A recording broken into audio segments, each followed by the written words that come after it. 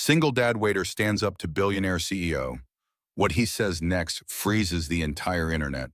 I don't serve people who don't know what they're really hungry for. The words weren't shouted, they weren't even sharp, but they sliced through the air with the precision of a blade honed by too many years of swallowing silence. A hush fell over the dining room of Kingsley's Manhattan's most exclusive modern American steakhouse, where forks usually moved with symphonic grace and the hum of wealth was the background music. But now that hum had vanished, replaced by the brittle sound of one sentence hanging in the air like a gauntlet. Jack Reynolds stood tall, not aggressively, not defensively, but like a man who had nothing left to lose and everything left to protect. His black apron was pressed, his white shirt immaculate. In one hand he held a bottle of wine meant for table 8. In the other, the shattered remains of someone else's patience. Across from him sat Elizabeth Morgan, queen of medical technology, her expression an ice sculpture just beginning to crack. Her tone moments before had been venomous, slicing into a young server who'd mispronounced the name of a French dish. "Excuse me," she had snapped, loud enough for surrounding tables to hear. "If you can't speak with precision, why are you speaking at all?" The boy, no older than 20, had turned a shade too pale for his age. He stammered, tried to recover, and then fled. Jack had seen it happen dozens of times in a dozen restaurants. Power used like a fist. But tonight, something in him snapped, and he stepped forward. Now Elizabeth was staring at him with eyes that could probably freeze lava. "I didn't ask for your opinion," she said, voice like glass. "No," Jack replied calmly. "You asked for respect without offering any in return." The entire restaurant had fallen under a spell, the kind only real tension can conjure. A man at the next table lowered his napkin.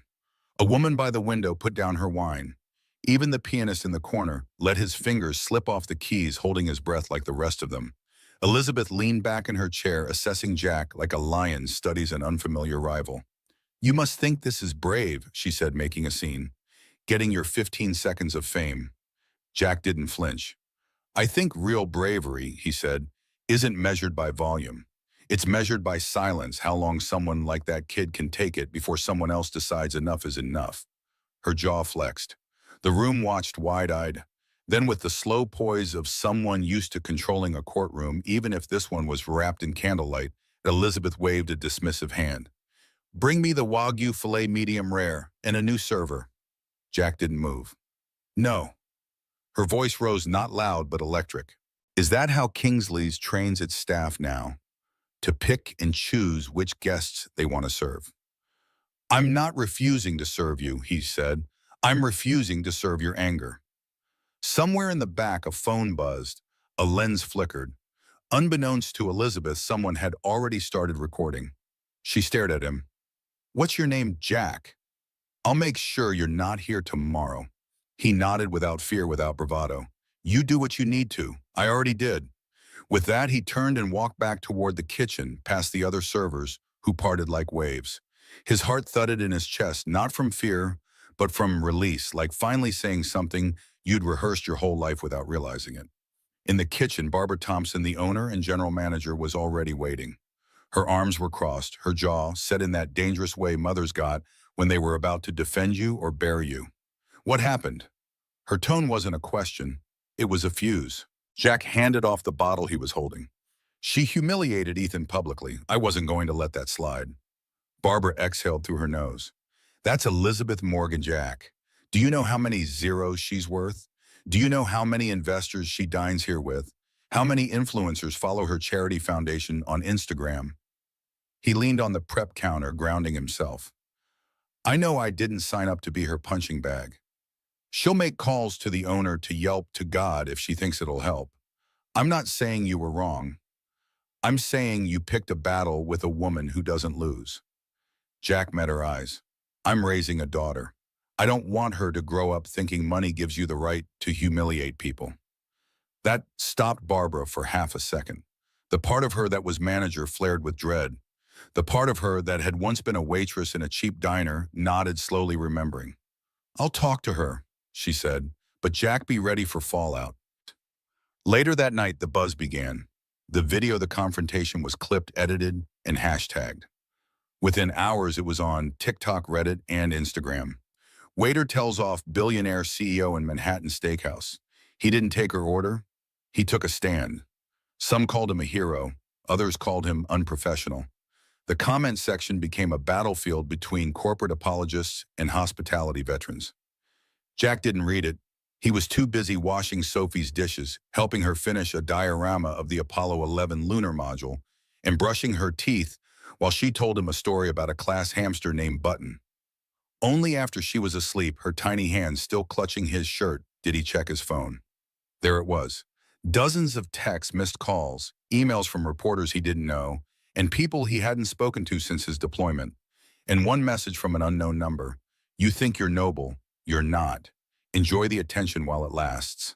Jack stared at it for a long moment. Then he locked his phone, placed it face down on the nightstand, and whispered into the dark, I didn't want attention. I just wanted her to see herself. And somewhere in the concrete labyrinth of Manhattan, Elizabeth Morgan stared out the window of her penthouse suite, rewatching the video, trying to understand what exactly had just cracked open inside her. Is he fired yet? Elizabeth's voice cut through the silence of the glass conference room like ice breaking on a winter lake. Across the table, her legal counsel, her publicist, and her VP of operations exchanged glances. Each one silently nominating someone else to speak first. No one dared. She was tired, not just physically, not just from the jet lag of a red-eye trip to San Francisco to meet with restless investors. She was tired in her marrow, the kind of exhaustion that came from fighting on too many fronts for too many years. The video babysitting had been sent to her before she even boarded the plane back. A single minute and 12 seconds. A waiter calm as rain refusing to be steamrolled. Her own voice sharp and clipped, unmistakably cruel. She watched it once, then again, then again. It wasn't just that the internet was erupting. She could handle that. She had weathered media storms before. But this was different. She wasn't being criticized for a failed product launch or an internal leak. This was her exposed, stripped of polish, caught in a moment where something in her cracked and the world saw through. Her publicist finally broke the silence. Elizabeth, it's not great. The video's been reposted over 2 million times in 24 hours. The hashtag #StandAgainstPower is trending on 4 platforms. There's even a remix with trap music and a merch line. Elizabeth didn't blink. And we suggest issuing a controlled statement. Apologize for the incident. Take responsibility and frame it as stress under pressure. Humanize the situation. Maybe mention your foundation work. I don't have a foundation. We could start one, her assistant chimed in too eagerly. Elizabeth turned to her VP of Ops. Nick Haynes leaned back, threading his fingers together. Always the smooth one, always prepared, the kind of man who'd smile at a funeral and walk out with the will. It's a blip, he said, but it came at a bad time. With the IPO so close, the board is jumpy. Investors are nervous. If this lingers, they might demand a leadership statement or change. Elizabeth narrowed her eyes. You mean my leadership? Nick offered a diplomatic shrug. Who are you? It's politics optics. You built this company from nothing. But perception drives valuation. And right now, you're the woman who made a server a hero by being a villain. She hated how easily he said that. Hated that it wasn't even wrong. But more than that, she hated that she couldn't stop thinking about what that man Jack had said. I'm refusing to serve your anger. Not your order, not your tone. Your anger. He'd named it, laid it bare in front of the world. And she hadn't had a single word to follow it up with. Back in the South Side, Jack sat at the kitchen table long after Sophie had gone to bed. The dinner dishes were done, homework, packed lunch prepped for tomorrow. The quiet was a strange luxury, something most single parents didn't get enough of. He stared at his phone again, scrolling past articles, memes, a clip of him with subtitles in Spanish. He didn't feel like a hero. He felt exposed. He hadn't meant to go viral, hadn't meant to challenge power.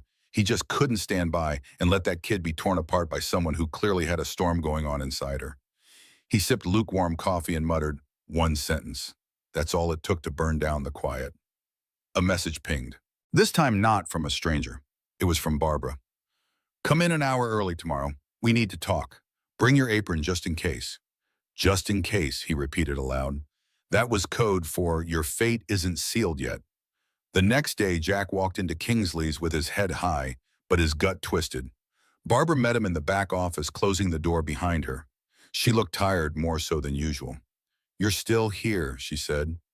"So that's something." Jack gave a tired smile. "Not a glowing endorsement, but I'll take it." She didn't smile back. "I had a call from Elizabeth Morgan's people.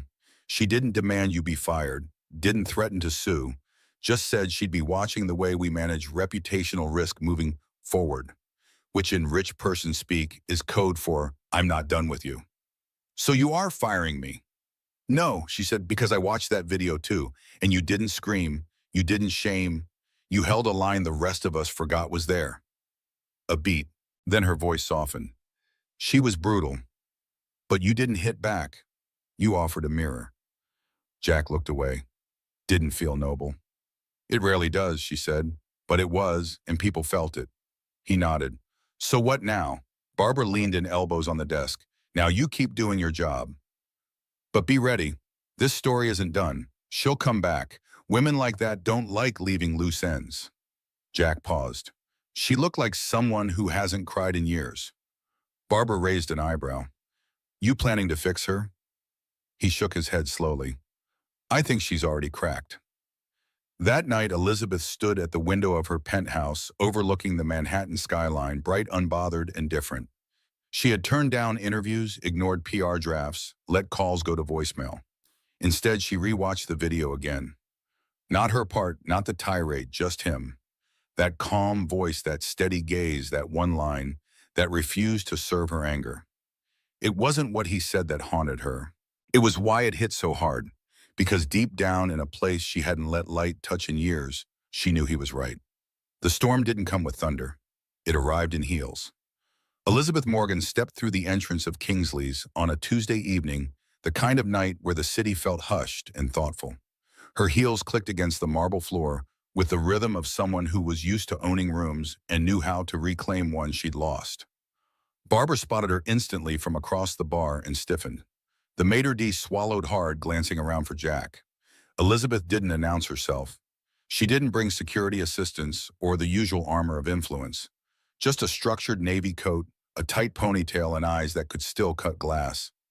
"I'd like a table," she said, voice calm, measured. "For how many?" the maitre d' asked cautiously. "One," she replied, then added, "and if he's working, I'd like Jack to serve me." In the kitchen, Jack had just plated a sea bass when Barbara poked her head in. "She's back," she said. He didn't need to ask who. "She asked for you," she added. He didn't flinch. He simply wiped his hands, straightened his apron, and said, "Table number." She was already seated when he arrived, reading the menu with a faint air of detachment, like the food was a formality. "Good evening," Jack said quietly. Elizabeth looked up from the menu, lowering it slowly. For a heartbeat, their eyes locked. No cameras, no audience, just two people standing in the wreckage of a viral moment neither of them had expected. "Good evening," she echoed. Jack waited. She didn't speak, didn't apologize. Just closed the menu with the finality of someone making a choice. "I'll have the filet mignon medium rare. No substitutions," she said. Then, almost as an afterthought, "and a glass of whatever red wine you'd recommend. I trust your judgment." He raised an eyebrow slightly. "Do you?" Elizabeth didn't smile, but something behind her eyes flickered. "Let's call it an experiment." He nodded and stepped away. When he returned, she was no longer looking at her phone or the menu. She was watching the room. "Busy night," she said as he poured the wine. "Always," Jack replied. "People still eat even when the internet's on fire." She took a sip, then almost reluctantly, "I didn't come here to argue." "I didn't think you did." She studied him. "You're calm." "Still," he offered a faint smile. "Stillness isn't the absence of fire. It's knowing where to set it." That made her pause. She set down her glass fingers, brushing the stem. "You said something the other night about not serving my anger." "I did." She leaned forward, elbows on the white tablecloth. "You could have embarrassed me, escalated, said something cruel, but you didn't." "Why puis?" Jack met her gaze. "Because I've been on the other side of that table, and I've been the one holding the anger. Neither side feels good, but only one of them gets to choose what happens next." Elizabeth let those words settle. The kind of silence between them wasn't awkward. It was earn the quiet that follows after two people decide not to hide anymore. She exhaled, then looked down at her napkin. "I wasn't always like that," she said quietly. The woman in that video.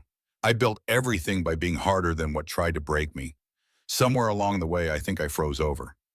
Jack didn't interrupt, didn't rush to reassure her. He simply listened, and in that she found something far rarer than forgiveness, respect. I grew up in foster care, she continued, surprising even herself. Learned early that people listen to money, not pain. So I chased one to silence the other. I thought it was working until you didn't flinch. She looked up at him again. Why didn't you? Jack took a breath. Because I wasn't seeing a monster. I was seeing a mirror. And sometimes the only way to break a pattern is to not react to it. Elizabeth blinked, caught off guard. You always talk like that. He chuckled softly. Only on Tuesdays. Their conversation paused as the food arrived. Jack placed her steak gently before her, noting she didn't reach for her phone to photograph it. Another surprise. She took a bite, chewed thoughtfully. Perfect, she said. He gave a simple nod and turned to walk away, but she called after him softly. Jack, he stopped. I don't want to be that woman again, she said, the one who walks in and leaves ruin behind. He turned halfway, his voice low and even. Then don't. Simple, unadorned. But it struck her like thunder. She finished her meal in near silence, only asking for water once. No complaints, no condescension, just presence.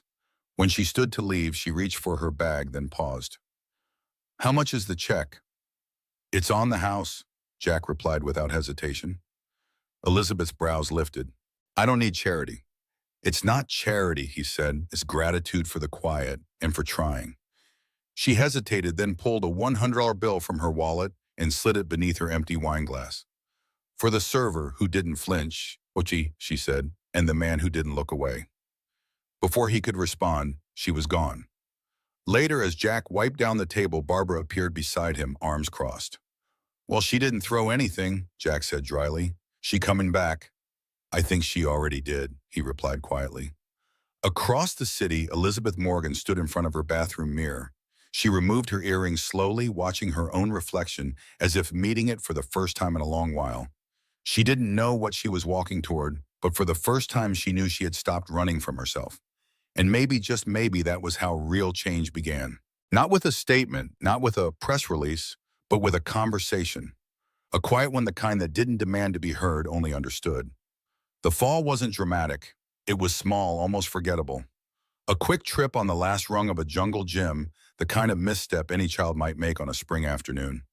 But to Elizabeth Morgan, standing in Central Park in heels she had no business wearing on mulch, it felt like the world slowed down just enough for her to realize she wasn't just watching someone else's daughter stumble. She was watching a version of herself fall, and this time she had the chance to catch her. Careful, she called out, rushing forward, her coat flaring behind her like a cape that didn't belong to any superhero she'd ever been. The little girl, brown-haired, wide-eyed, maybe 6 or 7, had caught herself with both palms on the ground, knees, scuffed lip trembling. A tear was forming, but hadn't yet dropped. Pride was holding it hostage. Hey, Elizabeth said softly, kneeling down beside her. You okay? The girl looked up, blinking. I'm fine, I'm tough. Elizabeth smiled. Of course you are, but even tough kids get hugs sometimes. The girl hesitated, then threw her arms around Elizabeth's neck without warning, burying her face in her shoulder. That was the moment Jack Reynolds came jogging around the bend, coffee in one hand, small tote bag of snacks in the other. He stopped cold when he saw them, his daughter in Elizabeth Morgan's arms. Sophie, he called, more breath than voice. Sophie turned still, gripping Elizabeth's coat. Hi, Daddy. I slipped. She helped me. Jack approached cautiously, his eyes scanning for signs of injury before landing on Elizabeth's face. You always hang out in playgrounds during the week, he asked, half-guarded. Elizabeth rose slowly, brushing mulch from her knees. Not usually. I was walking through. Fresh air therapy, or so my assistant insisted. She straightened her coat, suddenly looking out of place in the casual park setting. And you just happened to catch my kid mid-tumble. Elizabeth looked at Sophie, who had resumed climbing the structure, as if nothing had happened. She reminds me of someone, she said quietly. Jack followed her gaze. Me? No, she said. Someone I wanted to be. There was a pause, the kind that opens doors if you let it. Jack gestured to a bench nearby. You're already here. Want to sit for a bit? They sat in the shade watching Sophie climb and swing with the wild joy of a child who trusts the ground will always catch her. Elizabeth watched too, her arms folded. I haven't been to a park since I was 15, she said. Why is that? She thought for a moment. Parks are where kids feel safe. I stopped feeling that way a long time ago. Jack said nothing, just sipped his coffee and waited. I was in and out of 6 homes by the time I was 11, she finally said. Bounced around like an overdue library book no one wanted to check out. I learned quick, be useful, be silent, be sharp. Jack nodded slowly. And build a fortress. She glanced at him. You say that like you've seen one before. I built one too. Not as tall maybe, but just as lonely. There was something in the way he said it, without pity, without performance, that made Elizabeth's breath catch. Like he wasn't trying to impress her or fix her. He just was. I used to be a teacher, he added. History 9th grade before everything changed. She tilted her head. What happened? He looked at Sophie. Life, wife got sick, bills piled up. I left the classroom, found shift work. Waiting tables let me be near her during chemo. After she passed, I never went back. Elizabeth blinked. You gave it all up? He shook his head. No, I traded it for her. He gestured toward Sophie. Not a loss, just a different kind of legacy. For the first time, Elizabeth had no comeback, no armor, no quip, just a silence that felt safe. Sophie came bounding over, cheeks flushed. Can we get ice cream, Daddy, please? Jack smiled. Only if you promise not to fall all the monkey bars again. I didn't fall, I slid with style, she declared. Elizabeth laughed. The sound surprised even her. You want to join us? Jack asked. Elizabeth blinked. For ice cream? Sure, you saved her from a scraped knee. You've earned at least a scoop. She hesitated. I have conference calls. They'll still be there, he said gently, but she won't be 6 forever. That line landed, soft but true. Elizabeth stood brushing off her coat. I haven't had ice cream in 5 years. Then you're overdue, Jack replied, rising. Sophie grabbed each of their hands, Elizabeth on the left, Jack on the right, and pulled them toward the cart like she'd done it 100 times. Elizabeth looked down at the small hand gripping hers and felt something shift, something quiet and terrifying and beautiful. Trust. It had been a long time. As they sat on a park bench with dripping cones and sticky fingers, Elizabeth looked over at Jack. Why are you like this? She asked. He raised an eyebrow. Like what? Kind, patient, steady. I keep waiting for the other shoe to drop. He thought about it. Maybe I lost the other shoe a long time ago. Now I just walk different. She stared at him. That might be the most poetic thing anyone's ever said to me over pistachio ice cream. He grinned. Don't give me too much credit. I'm usually more eloquent over coffee. She was about to respond, but Sophie interrupted, smearing chocolate on her chin. Miss Elizabeth? Yes. I think you should come to our pizza night on Friday. Daddy always burns the crust, but we pretend it's fancy. Elizabeth looked at Jack, startled. He shrugged. You're welcome if you want. She didn't answer right away, but she didn't say no. And that was more than enough. Later that evening, alone in her office with the Manhattan skyline glittering beyond the floor-to-ceiling windows, Elizabeth found herself distracted from the quarterly reports. Her mind kept drifting back to the park bench, the ice cream, the small hand in hers. It had been so long since she'd experienced something so unscripted, so devoid of agenda. So long since she'd been Elizabeth, not CEO Morgan. Her phone chimed. A text from an unknown number, 1254, Lexington Ave, Apt 3B, 7 p.m. Friday. Bring wine if you want, but Sophie prefers root beer. She stared at the message. Jack Reynolds had her personal number. She hadn't given it to him. Had he searched for it? Had someone at the restaurant provided it? But the question faded behind a more pressing one. Was she really considering this pizza night with a waiter and his daughter? The very waiter who had challenged her in front of a room full of people, whose quiet courage had made her a viral villain. The old Elizabeth, the Elizabeth of just a week ago, would have deleted the message, maybe even blocked the number. But something had shifted in her, hairline fractures in the ice revealing glimpses of who she used to be. Before the foster homes, before the armor, before Medinova. Her fingers hovered over the screen. Then with the same decisiveness that had built her empire, she typed, I'll be there. And I prefer root beer too. The boardroom didn't smell like home. It smelled like fear masked in eucalyptus diffusers and catered lunches sterile, curated, and entirely void of warmth. Elizabeth sat at the head of the table, posture straight, lips painted in a shade of unyielding control. Around her were 10 men and 2 women in tailored suits, their pens clicking like metronomes of passive aggression. The screen at the far end displayed the words, "No CEO ever wanted to see Q2 forecast revised downward." Nick Haynes, her ever-composed VP of Ops, cleared his throat. "There's no way to sugarcoat it. The viral video dented trust. Corporate clients are stalling deals. Brand sentiment dropped 23% in a week." Elizabeth didn't blink. "We don't run on sentiment. We run on solutions." "That may be," said Frank Donovan, the chairman of the board and former cardiac surgeon. His silver beard framed a face lined by decades of high-stakes decisions. "But we're weeks away from the IPO. Investors want a face they can trust.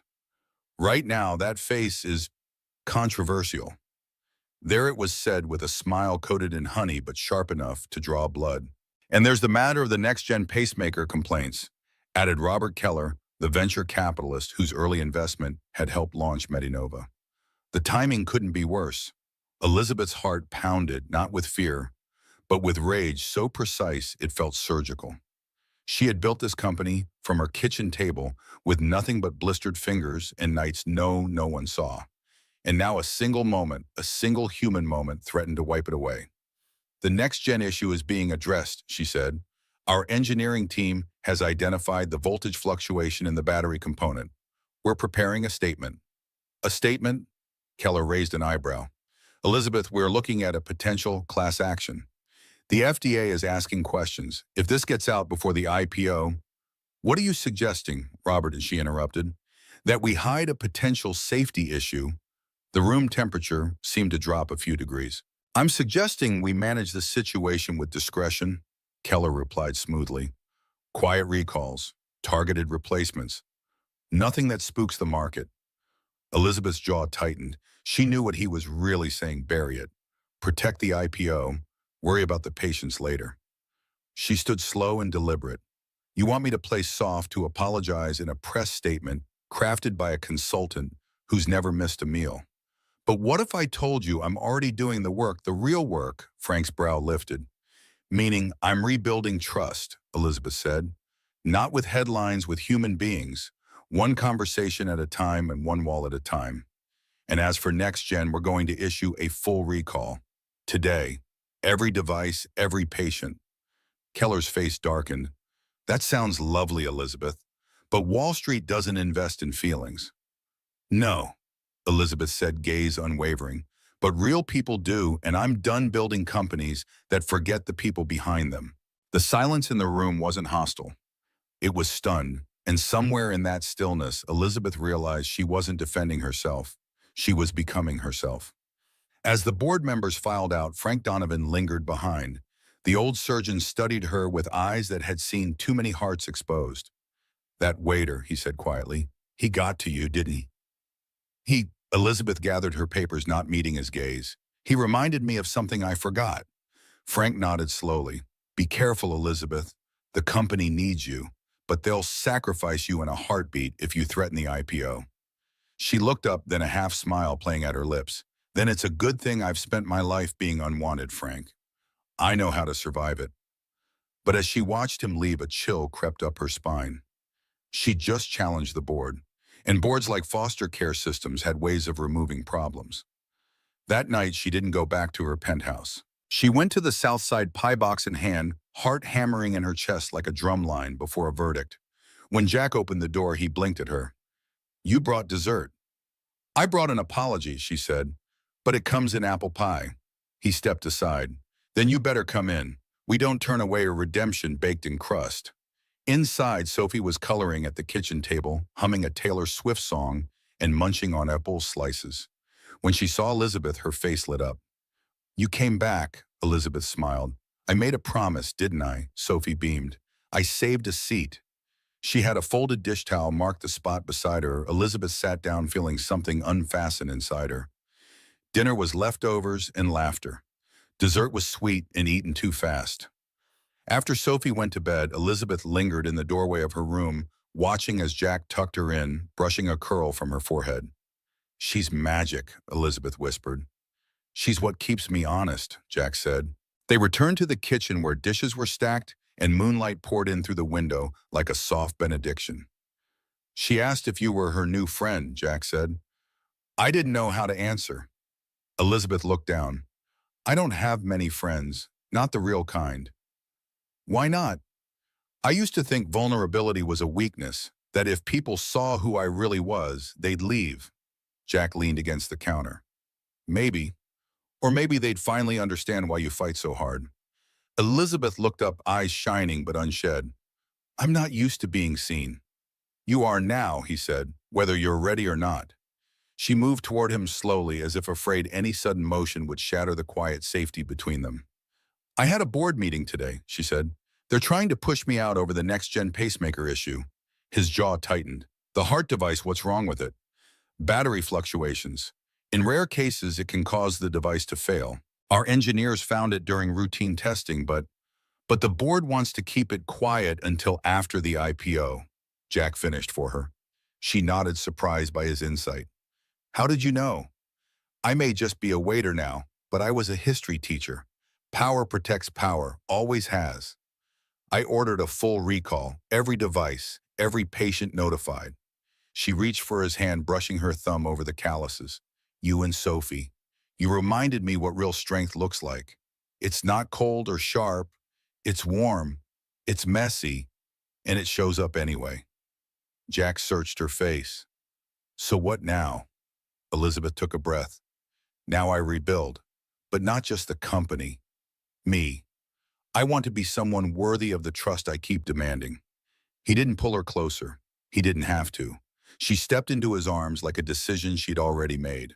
And in that quiet kitchen, in the South Side, surrounded by chip plates, crayon drawings, and the hum of an old refrigerator, two people who had learned to survive alone began to choose something better together.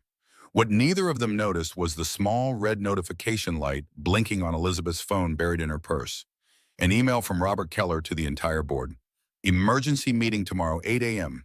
Re-leadership transition." The storm was just beginning. It was supposed to be simple.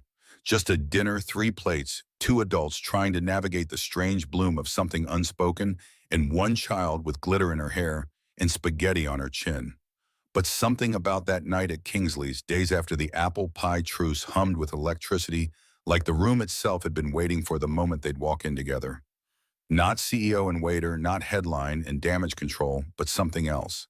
Elizabeth wore navy, not power navy, soft navy. Her hair was pinned loosely, a single strand curling at her cheek. She didn't look like the woman from the boardroom or the viral video. She looked like someone still deciding who she was. Jack, in a crisp white shirt rolled at the sleeves, held Sophie's hand as they entered. He didn't flinch at the stares, the whispers. He was used to being noticed now, but this time he wasn't alone. Barbara raised an eyebrow from behind the bar. "Should I light a candle or just bring the good plates?" she murmured as Jack passed.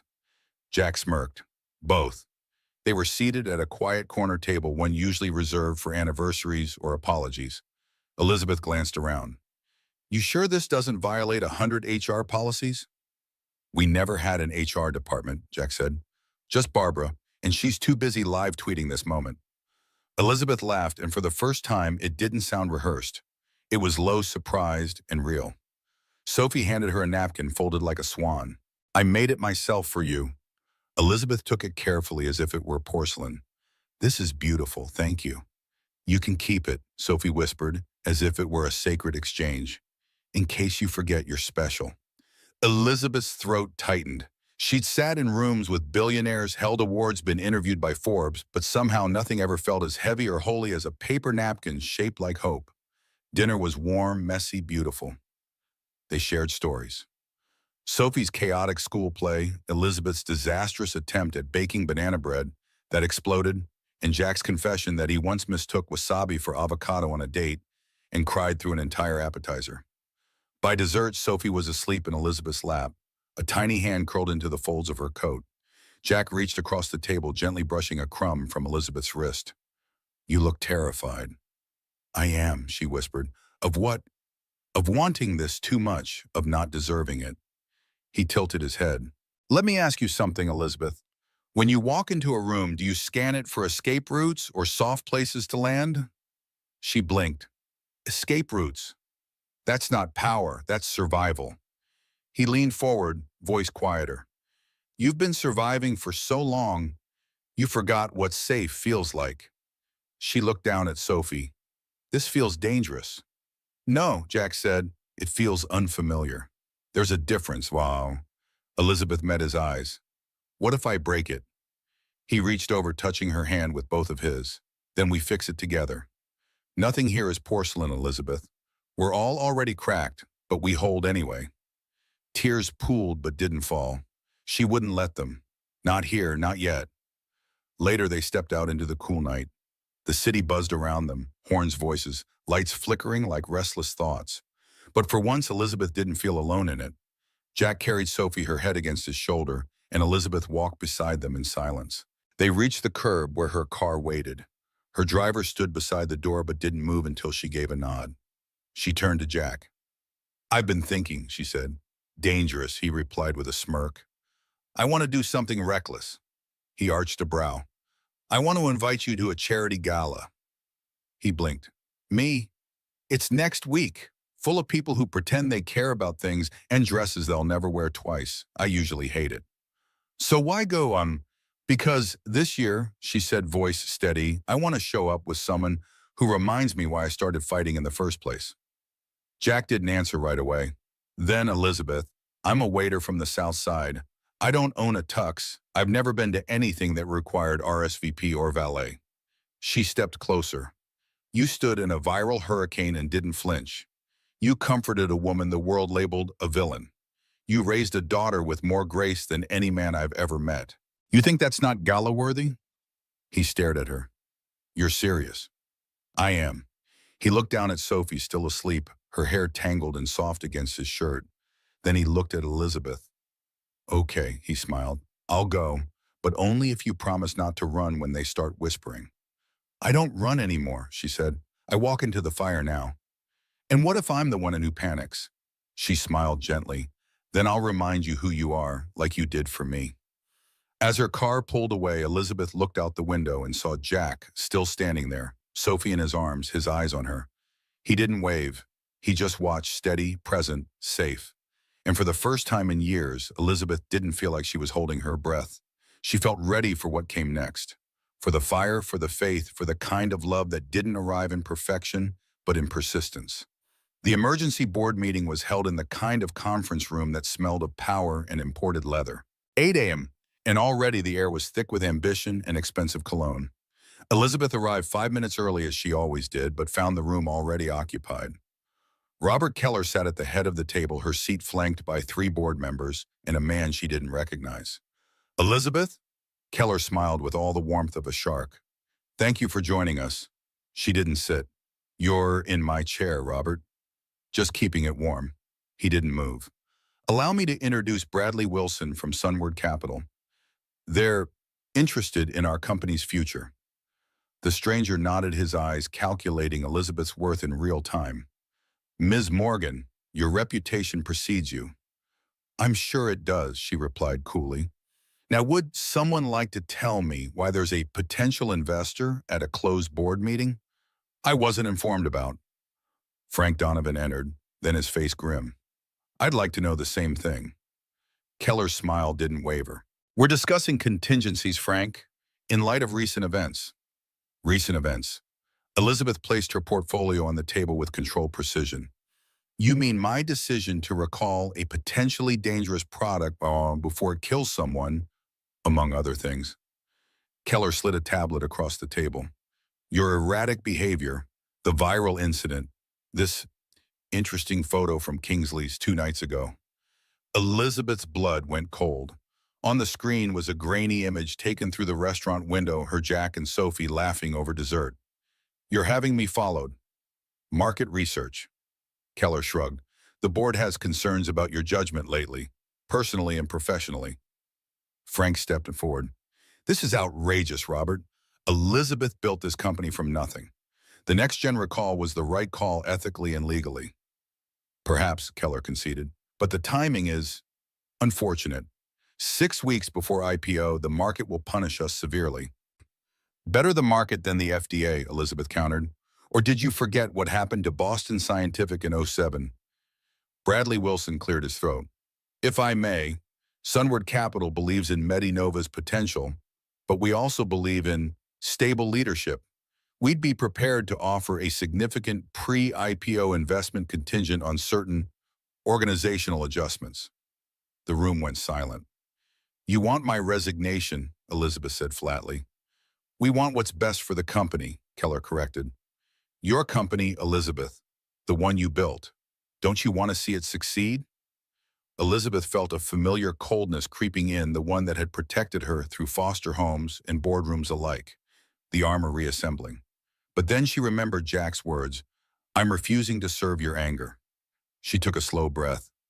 When did you know about the next-gen issue, Robert? Keller blinked. What? The battery fluctuation. When did you first see the reports? The same time you did. Elizabeth pulled a folder from her portfolio. That's interesting, because I have an email chain here forwarded to me last night by Michael Chen in engineering. It shows you received the preliminary test results 3 months ago, before we scaled production. The room temperature seemed to drop 10 degrees. You buried the report, she continued, pushed the product forward anyway, and now you want me to take the fall when it all comes crashing down. Keller's face hardened. Those emails are internal corporate documents. Sharing them could be considered corporate espionage, she finished for him, or whistleblowing. I haven't decided which yet. Depends on what happens in the next 5 minutes. Frank looked from Elizabeth to Keller, his surgeon's eyes dissecting the scene. Is this true, Robert? Keller didn't answer immediately, which was answer enough. Elizabeth turned to Bradley Wilson. Sunward Capital might want to reconsider who they're getting into bed with, because I'm not the loose cannon in this room. Wilson stood slowly gathering his papers. I think we need to reevaluate our position. Thank you for your time, gentlemen. He nodded to Elizabeth. Ms. Morgan. After he left, the silence was deafening. You've just cost this company millions, Keller said quietly. No, Elizabeth replied. I just saved it from you. She walked to the head of the table and placed her hands on her chair. I'm calling for a vote of no confidence. In you, Robert, not me. Frank stood. Seconded. One by one, the other board members shifted in their seats, allegiances recalibrating in real time. This isn't over, Keller warned, standing. You're right, Elizabeth agreed. The SEC will have questions about those buried reports. I suggest you find a good lawyer. As Keller stormed out, Frank approached Elizabeth. That was either the bravest or most foolish thing I've ever seen. The line between the two is thinner than we think, she replied. The recall will still hurt us. The IPO might have to be delayed. Elizabeth nodded. Better delayed than built on lies. Frank studied her. Something's changed in you. She thought of Sophie's paper swan, of Jack's steady gaze of ice cream in the park. Everything's changed, Frank. I just needed someone to show me what I couldn't see anymore. The waiter, she smiled faintly. His name is Jack. Later that day, Elizabeth sat in her office watching the Manhattan skyline fade from gold to indigo as the sun set. Her phone buzzed with a text from Jack. Sophie says the moon looks like a fingernail tonight. Thought you might want to know. Such a small thing, such an enormous gift to be included in their noticing of the world. She was about to reply when her office door opened and Samantha, her assistant, rushed in, face pale. Elizabeth, you need to see this. She handed over a tablet open to the Wall Street Journal's website. The headline made Elizabeth's stomach drop. Medimec lawsuit alleges Medinova stole pacemaker technology. The article detailed accusations from Medimec, a rival company claiming Medinova had pilfered their battery technology for the next-gen device. The timing was too perfect to be coincidence. Keller, Elizabeth muttered. He must have connections at Medimec. It gets worse, Samantha said. They've filed for an injunction to halt the recall, claiming it's an admission of guilt that could prejudice their case. Elizabeth closed her eyes briefly. He's willing to let people die to win. What do we do? Elizabeth looked back at the text from Jack, at the simple humanity of it, then at the article threatening everything she'd built. We fight, she said finally, but not his way. Call David Mercer at the Tribune. Tell him I'm ready to talk on the record. About everything. Elizabeth, are you sure the board? The board will have to decide which side of history they want to be on. She stood gathering her coat. I'm going out. Where, Elizabeth smiled grimly, to see a man about the moon. The Chicago Museum of Science and Industry gleamed like a neoclassical temple in the early afternoon sun. School groups in matching t-shirts streamed up the stiff's teachers calling out instructions that mostly went ignored. Inside, under the Grand Rotunda, Jack stood with a clipboard counting heads as his students explored the Apollo 11 exhibit. This was his other job, occasional substitute teacher at his old school. The pay was minimal, but it kept his foot in the door of the profession he loved. More importantly, it let him accompany Sophie's class on field trips like today's. Mr. Reynolds, Sophie called, waving frantically from beside a glass case containing a lunar module replica. Come see. He smiled, making his way through the crowd of third graders. What did you find, kiddo? It says the astronauts had to sleep in their spacesuits sometimes. Can you imagine like camping but in space? Jack knelt beside her. Pretty uncomfortable camping trip. But worth it, Sophie insisted, to see the stars up close. A familiar voice came from behind them. The astronauts on Apollo 11 said the stars actually weren't visible from the lunar surface. Jack turned to find Elizabeth standing there looking decidedly out of place in her tailored blazer among the chaotic energy of elementary schoolers. Yet somehow she seemed more at ease than he'd ever seen her. Sophie's face lit up. Miss Elizabeth, you came to see the moon too. Elizabeth smiled. I heard from a reliable source that I should pay attention to it. Jack stood surprised, giving way to concern as he noticed the tension around her eyes. Everything okay? No, she said quietly, but I didn't want to be alone today. Before he could respond, Sophie tugged at Elizabeth's hand. You have to see the command module. It's super small, but they lived in it for days and days. Elizabeth allowed herself to be pulled along, throwing a glance back at Jack that said, We'll talk later. For the next hour, Jack watched as Elizabeth Morgan, CEO of a multi-billion-dollar company, trailed after his daughter from exhibit to exhibit. She listened with genuine interest as Sophie explained facts she'd memorized about space travel. She asked questions. She even stood patiently in line so Sophie could experience the moon gravity simulator. She's good with her, observed Ms. Chen, the lead teacher, sidling up to Jack. Your friend, Jack hesitated. It's complicated. Life usually is, Ms. Chen smiled. But Sophie seems happy. Yeah, Jack agreed softly. She does. Later, as the class gathered for lunch in the museum cafeteria, Jack found a moment alone with Elizabeth at a separate table. Not that I'm not glad to see you, he began, but something tells me this isn't just about lunar modules. Elizabeth traced a pattern on the table with her finger. Robert Keller is trying to destroy me, and Medinova with me. She explained the board meeting, the lawsuit, the injunction against the recall. He's using people's lives as leverage, she finished. Patients with our devices in their chests, just pawns in his game. Jack listened, his face growing grimmer with each detail. What can I do? The question was so simple, so direct. Not, what will you do, or that's terrible. But what can I do, as if there was no question he would help, only how. Elizabeth looked at him, really looked at him. Why aren't you angry at the world, Jack? After everything you have lost, everything you have been through, why aren't you bitter? He considered this, watching Sophie across the room laughing with her friends. I was. For a while after Sarah died, I was furious at the cancer, at the doctors, at the insurance companies, at God. But then one morning, Sophie asked me why the sun was still shining if Mommy was gone. Elizabeth waited. I realized I had a choice. I could teach her that the world is cruel and unfair, which it often is. Or I could teach her that even in darkness, we can choose light. He smiled faintly. I decided to bet on light. Some days it's harder than others. Elizabeth reached across the table and took his hand. I need to tell the whole story.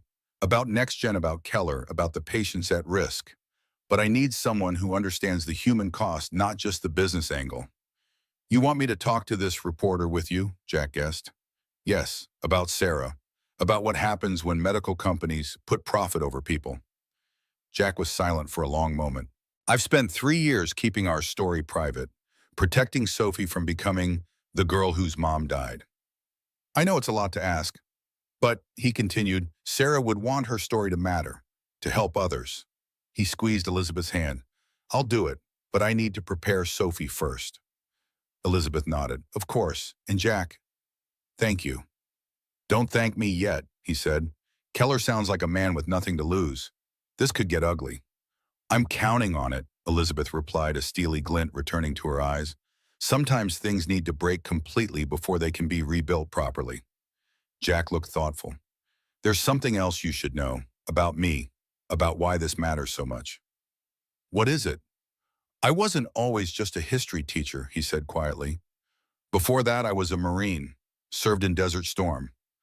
Elizabeth's eyes widened slightly. You were in the Gulf War. He nodded. Dhahran, February 25th, 1991. I was there when the Scud missile hit the barracks. Elizabeth went very still. You were at Dhahran. Yeah, lost some good friends that day. Was injured myself not badly. He rubbed his shoulder unconsciously. But I saw things, did things. Elizabeth's voice was barely audible. I was there too. Jack stared at her. What? I was in Dhahran, she repeated. Army, Medical Corps. I was one of the responders after the strike. The cafeteria, with all its noise and chaos, seemed to fade away as they looked at each other with new eyes. I remember, Elizabeth continued slowly, a Marine. He'd been hit with shrapnel, but insisted on helping evacuate others before being treated. He gave blood for a buddy even though he was bleeding himself. Jack's face had gone pale. That's not possible. He had blue eyes, she said, the kind that look right through you. I remember thinking they didn't belong in a place like that, eyes that honest. You were the medic, Jack whispered. The one who finally made me sit down. Who said, your friend needs your blood, not your death. They finished together. For a moment, neither spoke. The weight of cosmic coincidence or fate or whatever name might fit hung between them. All this time, Elizabeth finally said, we've been circling each other for decades. Jack shook his head in disbelief. The odds of this, 1 in millions, she agreed. Unless it's not random at all, he finished. Sophie bounded over, then breaking the spell. Daddy, can Miss Elizabeth come see our science fair next week? I'm doing my project on space medicine. Jack looked at Elizabeth, a new understanding passing between them. I think, he said carefully, Miss Elizabeth might be around for a lot of things from now on. Elizabeth's phone rang, shattering the moment. She checked the screen. It's Frank Donovan. She answered, listening intently, her expression darkening. When a pause, I'll be right there. She hung up, already gathering her things. I have to go. The FDA just announced they're investigating us over the next-gen issue. Keller must have contacts there too. Jack stood. Go. Do what you need to do. We'll talk tonight. Elizabeth hesitated, then leaned in and kissed his cheek. Dhahran, she whispered. How did I not recognize you? We were different people then, he said. Maybe we needed to become these versions of ourselves to find each other again. She smiled, a real smile that reached her eyes. I'll call you later.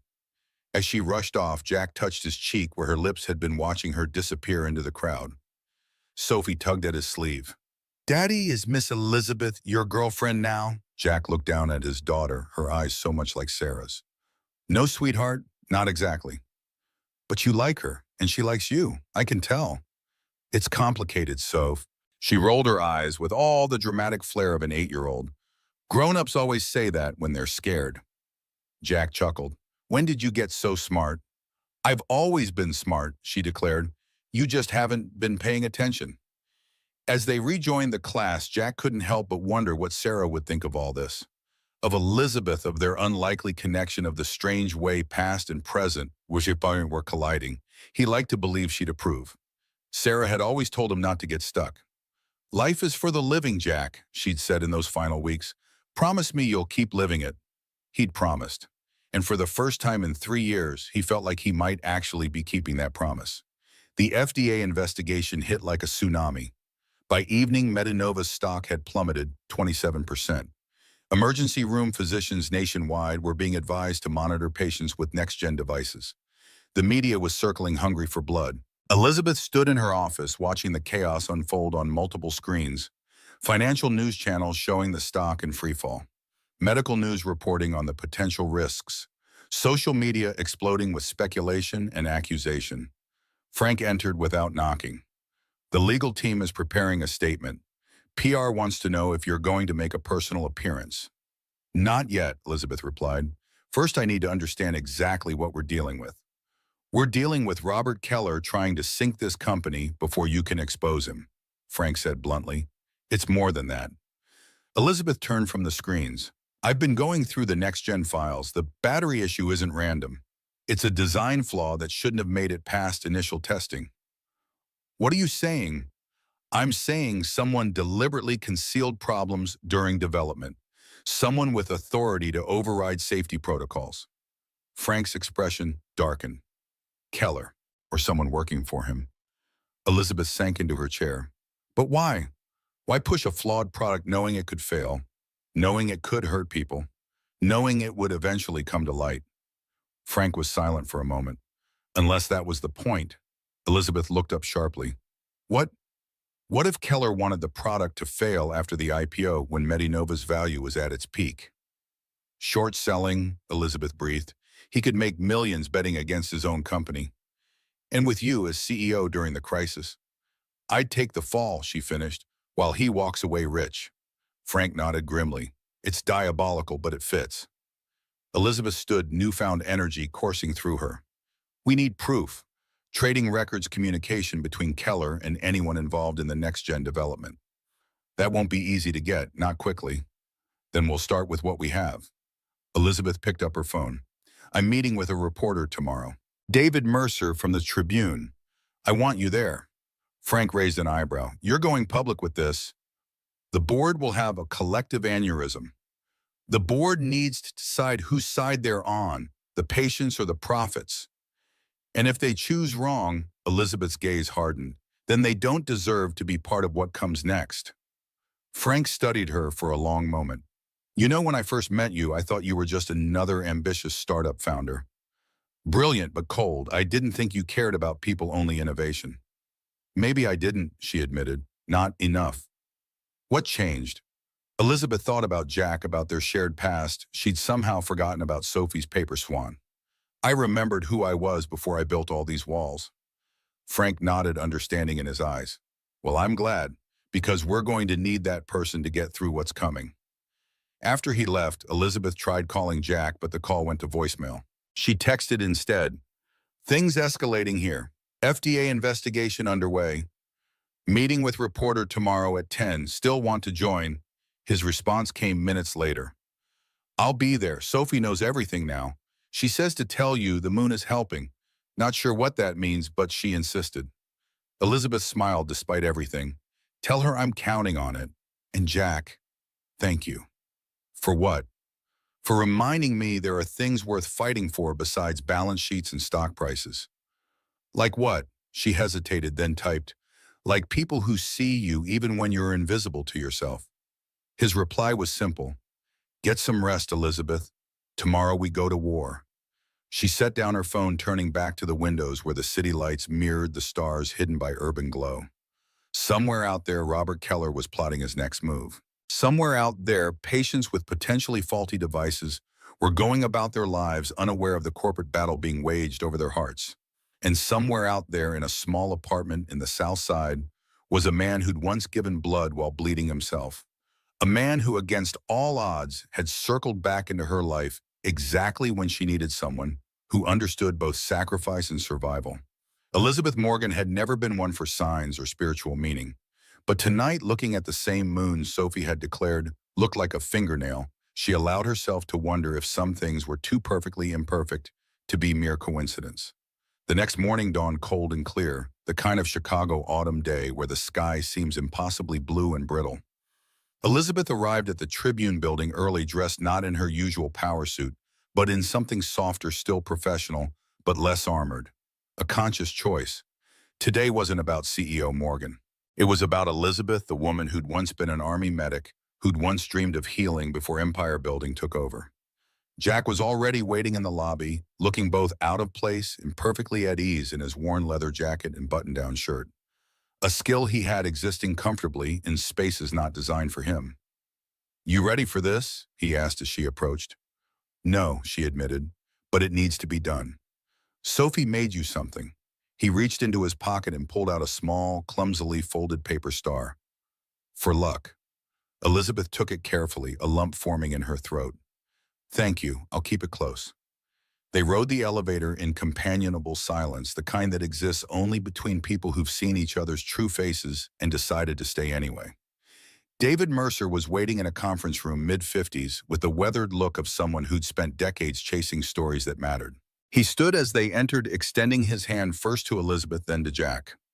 Miss Morgan, Mr. Reynolds, thank you for coming. They sat and Mercer placed a recorder on the table. Before we begin, I want to be clear. This is on the record, but you'll have a chance to review quotes before publication. I'm interested in the truth, not sensationalism. Elizabeth nodded. That's why we chose you, Mr. Mercer. Call me David. He turned to Jack. And you're here because... Jack glanced at Elizabeth, then back to Mercer. Because I've seen what happens when medical companies prioritize profits over patients. My wife Sarah died 3 years ago. Breast cancer. I'm sorry for your loss, Mercer said, and seemed to mean it. The cancer would have taken her eventually, Jack continued. But what broke us first was the system, the denied claims, the experimental treatments our insurance wouldn't cover. The choice between mortgage payments or medication. Elizabeth watched him, pain etching itself across her face. This was the real cost of corporate healthcare. Not numbers on a spreadsheet, but lives torn apart one denial code at a time. And you, Ms. Morgan, why bring this story to me now? Elizabeth took a deep breath. Because Metanova is at a crossroads. We developed a cardiac device called NextGen. It has a potentially dangerous flaw, a battery issue that could cause it to fail. When I ordered a full recall, certain board members led by Robert Keller tried to suppress it. Because of the upcoming IPO, Mercer guessed, already taking notes. Partly, but I believe there's more. Elizabeth leaned forward. I believe Keller deliberately pushed a flawed product to market knowing it would eventually fail. Mercer's eyebrows shot up. That's a serious accusation. Do you have evidence? Some, not enough, yet. Why would he do that? To short the stock after the IPO. To make millions when the company he helped build crashed and burned. Mercer whistled low. And you think he orchestrated the FDA investigation too? I think the timing is suspicious. Jack spoke up. People's lives are at stake. Patients who trust that the devices in their bodies were made with care, not calculation. Mercer studied them both. You realize this story could tank your company before the IPO ever happens. Cost, jobs, investments, future innovations. Yes, Elizabeth said quietly. But a company built on lies isn't worth saving. The people who work there, the patients who need our products, they deserve better. And you're prepared for the personal cost. Keller and his allies will come after you with everything they have. Elizabeth reached into her pocket, feeling Sophie's paper star. I've survived worse. Jack's phone buzzed. He glanced at it, frowning. It's Barbara from Kingsley's. She says there's someone there I need to speak with. Says it's urgent. Go, Elizabeth said. I can finish here. Jack hesitated. You sure? I'm sure. Give Barbara my best. After Jack left, Mercer turned off his recorder. Off the record now. There's more to your connection with him than just this story, isn't there? Elizabeth smiled faintly. Sometimes the universe has a strange sense of humor. I've been a reporter for 30 years, Miss Morgan. I've developed a sense for when there's a deeper story beneath the one being told. There's always a deeper story, Mr. Mercer, but some parts aren't mine alone to share. He nodded, respecting the boundary. Fair enough. Back on the record. She nodded and he switched the recorder back on. Let's talk about the patients, he said. How many have the next-gen device implanted? What's being done to protect them? And so the interview continued. Elizabeth laying bare the technical details, the timeline, the corporate maneuvering. But her mind kept drifting to Jack, wondering what urgent matter had called him away and why the universe had seen fit to bring them back into each other's orbit after all these years. At Kingsley's, Jack found Barbara waiting nervously at the bar. He's in the back booth, she said without preamble. Says he used to work with your wife. Jack's brow furrowed. What's his name? Michael Chen. Says he's an engineer at Metanova. Jack made his way through the half-empty restaurant to the back booth. A man in his early 30s sat hunched over a coffee, constantly glancing toward the door. When he saw Jack, he straightened. "Mr. Reynolds, I'm Michael Chen. I worked with the next-gen development team." Jack slid into the booth across from him. "You knew Sarah?" Chen nodded. "She was a clinical consultant on the original prototype before, before she got sick." Jack felt a chill run through him. "What? Your wife helped design the safety protocols for the first-generation device, the ones that were later modified?" "By Keller, Dormar," Jack guessed. Chen glanced around nervously. "I can't be seen talking to you, but you need to know the battery issue isn't the only problem. There's a firmware vulnerability too, one that could allow remote access to the device." Jack's blood ran cold. "Are you saying someone could hack into a pacemaker?" "Theoretically, with the right equipment, right proximity." Chen slid a flash drive across the table. "Everything's here. The original safety protocols Sarah helped design, the changes Keller ordered, the tests that were buried." Jack stared at the small device. "Why are you giving this to me and not Elizabeth?" "Because Morgan Technology is watching her, monitoring her communications, her movements. Keller has connections there. They provided the surveillance." Chen stood. "Your wife was a good person, Mr. Reynolds. She wouldn't have wanted her work used like this." As Chen hurried out, Jack sat motionless, the flash drive heavy in his palm. Sarah, all this time she'd been connected to Medinova, to the very device now at the center of the storm. It couldn't be coincidence. Nothing about this was coincidence anymore. He pulled out his phone to call Elizabeth, then hesitated, remembering Chen's warning about surveillance.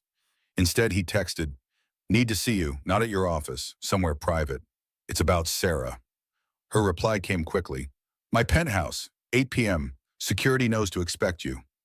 As Jack left Kingsley's, he didn't notice the black sedan parked across the street or the man inside photographing him through a telephoto lens. The game was changing pieces, moving on a board larger than any of them had imagined.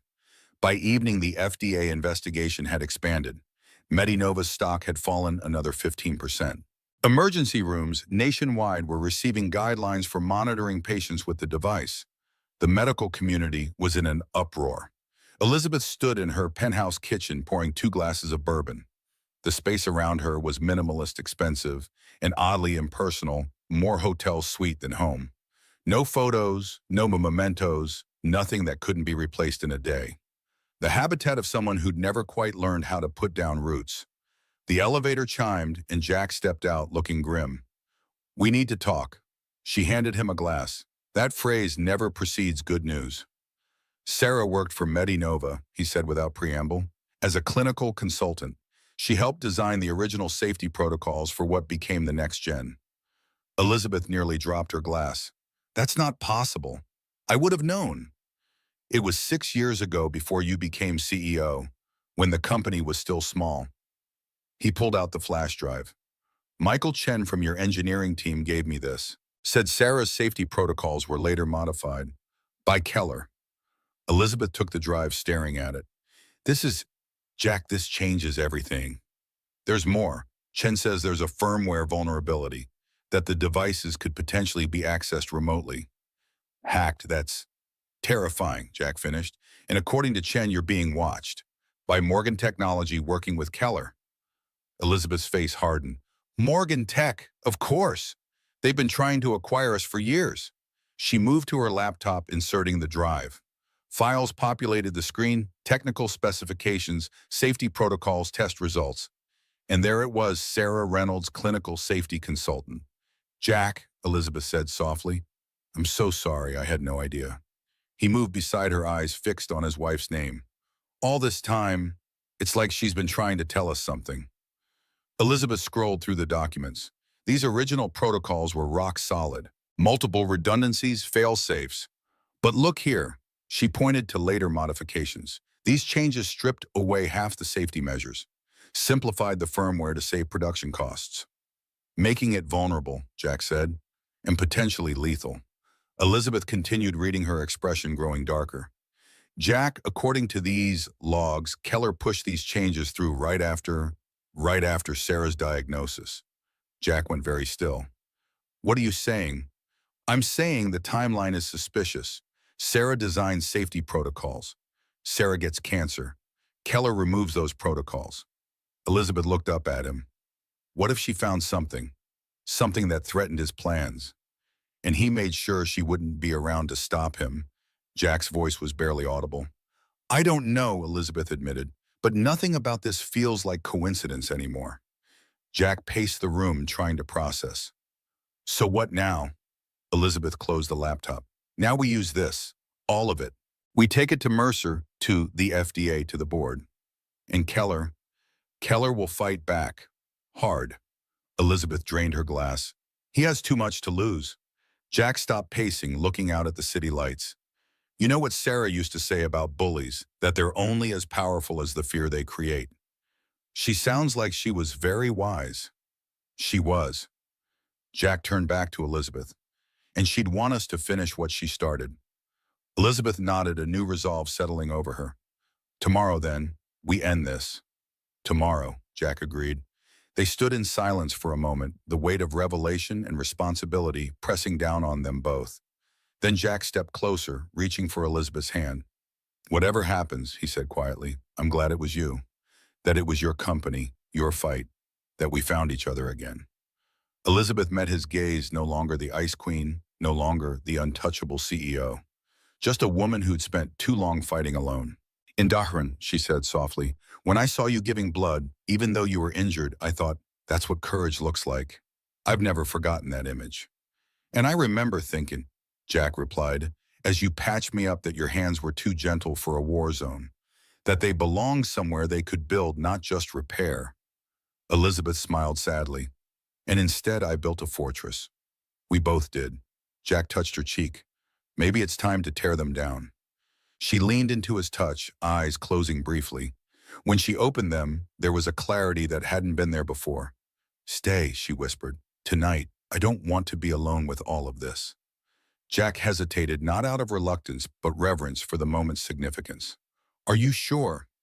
In answer, Elizabeth stepped closer and kissed him, not desperately or passionately, but with the quiet certainty of someone coming home after a long journey.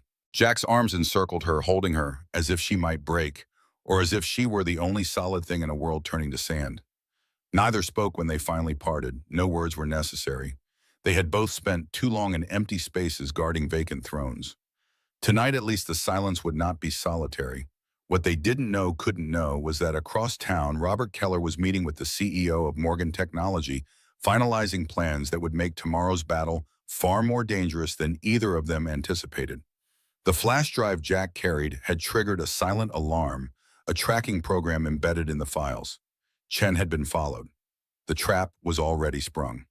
They have the files, Keller said, swirling amber liquid in a crystal tumbler. Just as we expected.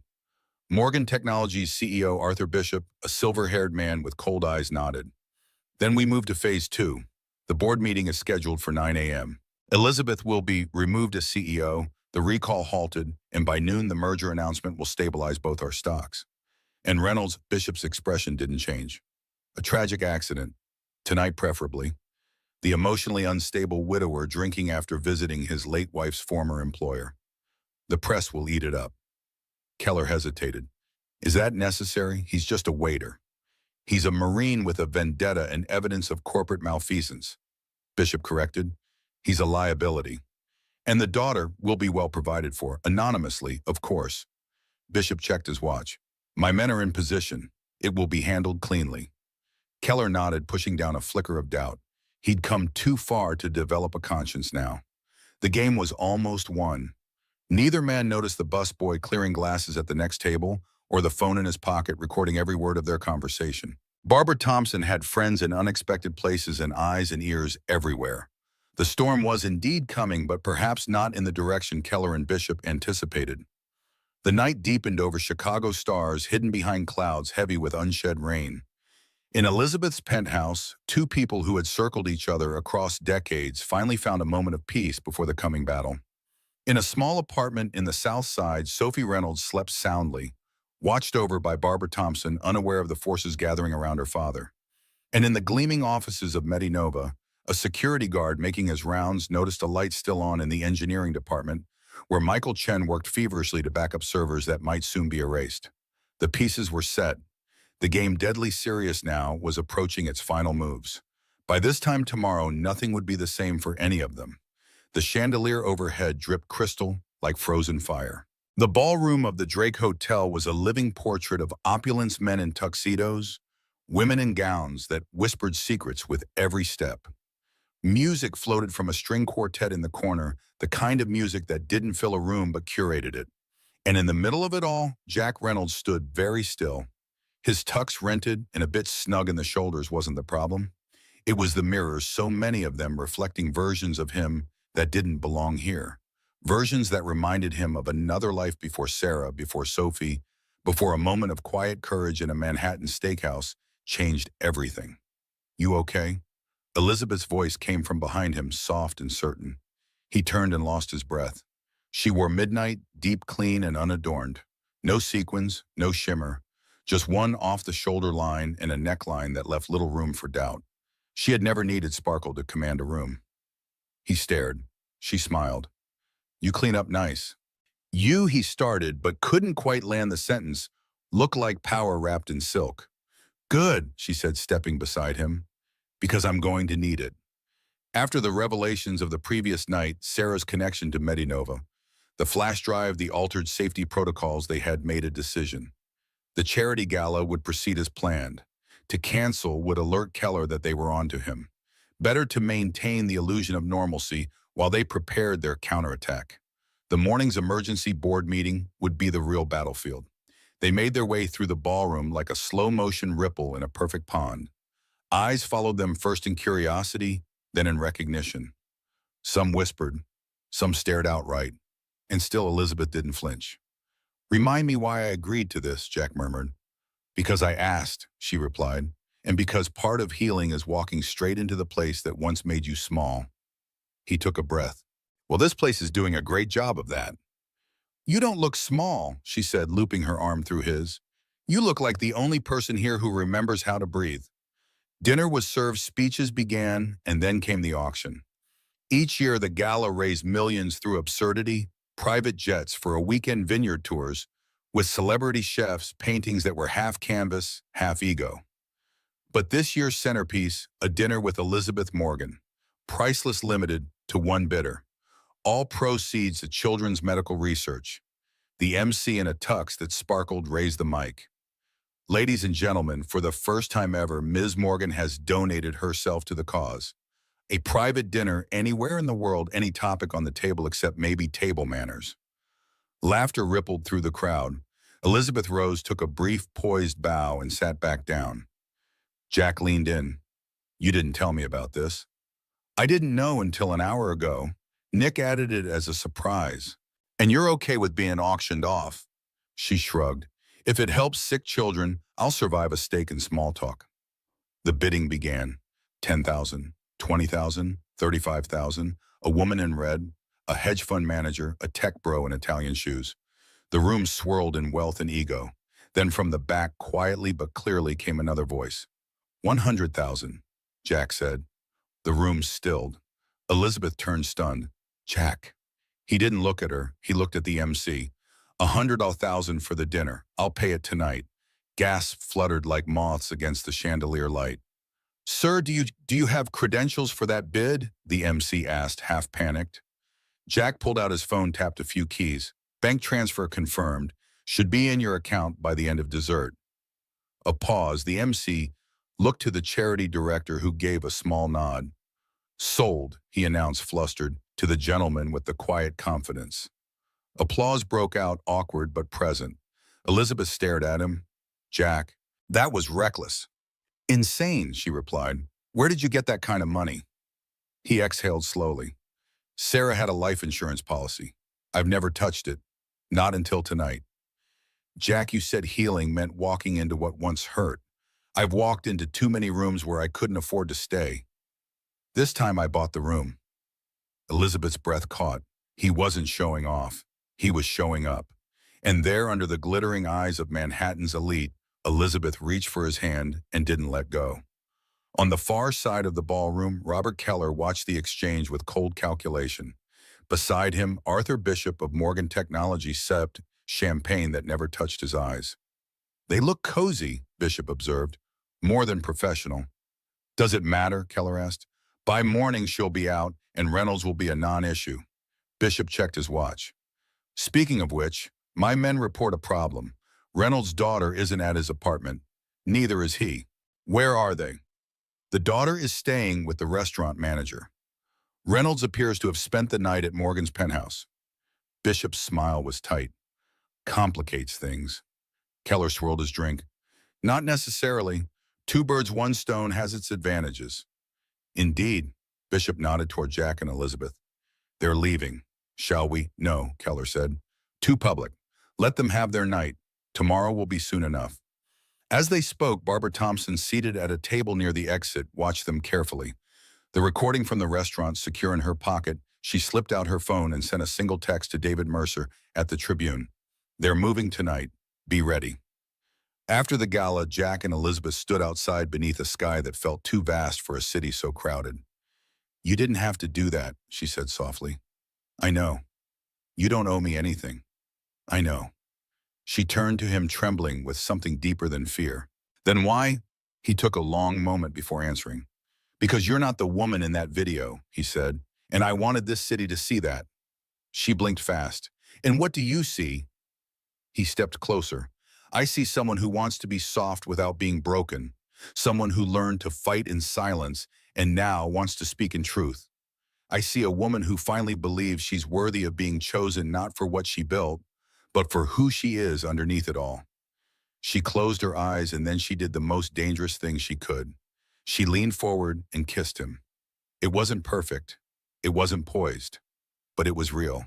And when they finally pulled apart, breathless, under a sky no longer so vast, Jack whispered, You're not porcelain anymore, Elizabeth.